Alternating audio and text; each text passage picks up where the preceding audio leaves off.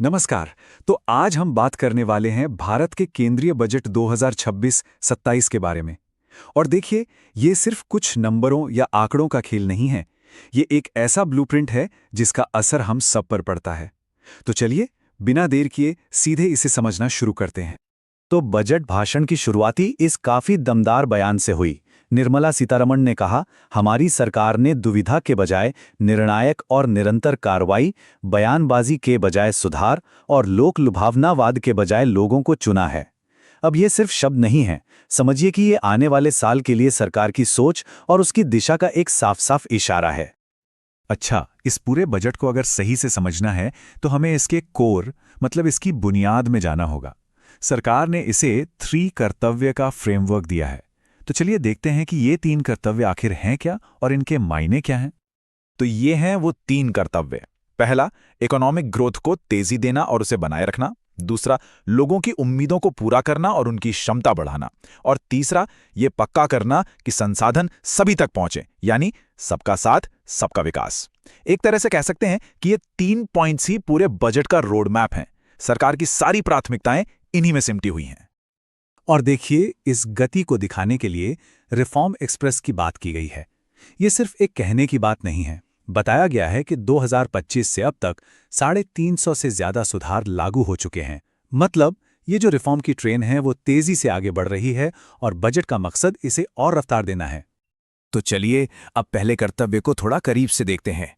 भारत के growth engine को power देना। इसमें सारा फोकस उन मुख्य चीजों पर है जो देश की तरक्की की गाड़ी को आगे खींचेंगी, यानी मैन्युफैक्चरिंग और इंफ्रास्ट्रक्चर। और इसके लिए एक बहुत बड़ा आंकड़ा सामने रखा गया है, 12.2 लाख करोड़ रुपए।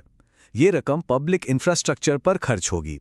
अब ये सिर्फ एक नंबर नहीं है, इसका मतलब है नई सड़कें, नए पुल, नए बंदरगाह, वो सारा बुनियादी ढांचा जिससे हम इकोनॉमी की रीढ़ की हड्डी कहते हैं। और जाहिर है, जब इतना काम होगा तो आर्थिक गतिविधियां भी बढ़ेंगी और रोजगार भी पैदा होंगे।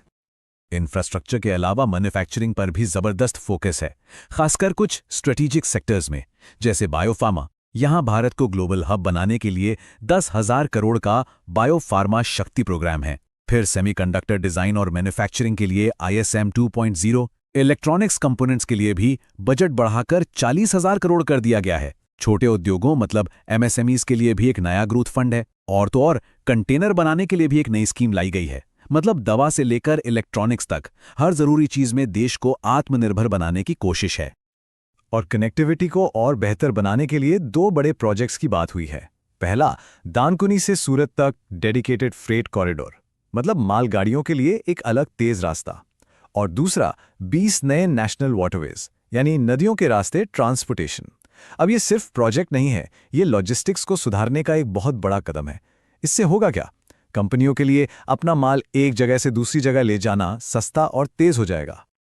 अच्छा, इकोनॉमी और इंफ्रास्ट्रक्चर की तो बात हो गई, लेकिन आम लोगों के लिए क्या है? अब आते हैं दूसरे और तीसरे कर्तव्य पर, जहां फोकस है लोगों पर, उनकी सेहत, शिक्षा और उम्मीदों पर। इसकी शुरुआत एक बहुत बड़े दावे से होती है कि पिछले 10 सालों में 25 करोड़ लोगों को मल्टी डायमेंशनल पॉवर्टी यानी बहुआयामी गरीबी से बाहर निकाला गया है। अब ये आंकड़ा एक तरह से नींव का काम कर रहा है। सरकार का कहना है कि इसी कामयाबी पर आगे बढ़ते हुए अब सर्विस सेक्टर और देश के युवाओं की आकांक्षाओं को पूरा करने पर और ज्यादा जोर दिया जाएगा। तो इसके लिए क्या-क्या किया जा रहा है? स्वास्थ्य में 1 लाख नए एलाइड हेल्थ प्रोफेशनल्स तैयार किए जाएंगे। 1.5 लाख मल्टी स्किल्ड केयरगिवर्स को ट्रेनिंग दी जाएगी। शिक्षा के क्षेत्र में 5 यूनिवर्सिटी टाउनशिप बनाने की बात है और हर जिले में लड़कियों के लिए एक हॉस्टल। महिलाओं के लिए गांव देहात में उनके बनाए प्रोडक्ट्स बेचने के लिए शी मार्ट्स खुलेंगे। और किसानों के लिए भी नारियल, काजू और कोको के उत्पादन के लिए नई स्कीमें हैं। तो आप देख सकते हैं कि सिर्फ पैसा बांटना नहीं है, ये लोगों की स्किल और सेहत में निवेश है, ताकि ग्रोथ का फायदा जमीनी स्तर पर भी दिखे। चलिए, अब बात करते हैं उस टॉपिक की जिसका इंतजार शायद सबको रहता है, यानी टैक्स। इस बजट में टैक्स को लेकर क्या नए बदलाव आए हैं जो हमारी जेब पर सीधा असर डाल सकते हैं? आइए देखते हैं। सबसे बड़ी खबर यह है कि एक नया सिंप्लीफाइड इनकम टैक्स एक्ट 2025 आने वाला है जो 1 अप्रैल 2026 से लागू होगा। मकसद साफ है, टैक्स फाइलिंग को आसान बनाना। नए आसान फॉर्म्स लाए जाएंगे ताकि आम आदमी के लिए पूरी प्रक्रिया कम सिरदर्द वाली हो जाए। एक और बड़ा बदलाव है टीसीएस यानी टैक्स कलेक्शन एट सोर्स में। जैसा कि इस टेबल में देखा जा सकता है, कुछ मामलों में इसे घटाया गया है। जैसे विदेश घूमने के पैकेज पर जो टीसीएस पहले 5 और 20% था, उसे अब 2% कर दिया गया है। इसी तरह पढ़ाई या इलाज के लिए विदेश पैसे भेजने पर भी टीसीएस 5% से घटाकर 2% कर दिया गया है। इससे उन लोगों को राहत मिलेगी जिन्हें इन कामों के लिए विदेश पैसे भेजने पड़ते हैं। साथ ही रिवाइज्ड रिटर्न फाइल करने की तारीख भी 31 दिसंबर से बढ़ाकर 31 मार्च कर दी गई है।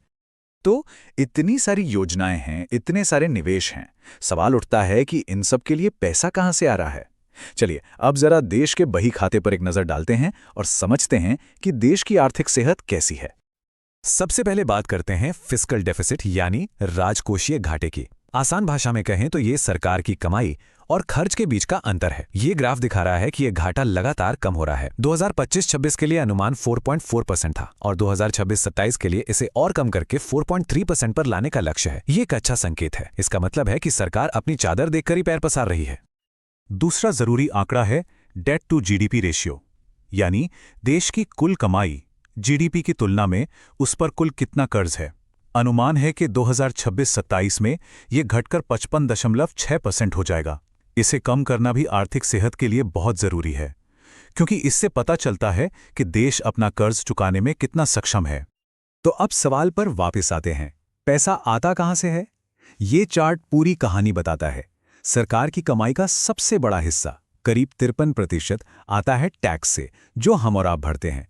दूसरा सबसे बड़ा हिस्सा 32% बाजार से उधार लेकर आता है और बाकी 15% दूसरी प्राप्तियों से आता है। तो इससे साफ है कि देश के विकास में टैक्स पेयर्स का कितना बड़ा योगदान है। तो कुल मिला के देखें तो ये बजट एक महत्वाकांक्षी रास्ता दिखाता है। एक तरफ बड़े बड़े निवेश हैं, ग्रोथ पर जोर है, तो दूसरी तरफ वित्तीय अनुशासन बनाए रखने की भी कोशिश है। लेकिन ये सब हमें एक बड़े सवाल पर लाकर छोड़ देता है। विकास और सुधार का ये जो ब्लूप्रिंट तैयार किया गया है, क्या ये वाकई भारत को 2047 के विजन तक ले जाने के लिए सही ट्रैक पर है? खैर, इसका जवाब तो आने वाला वक्त ही देगा।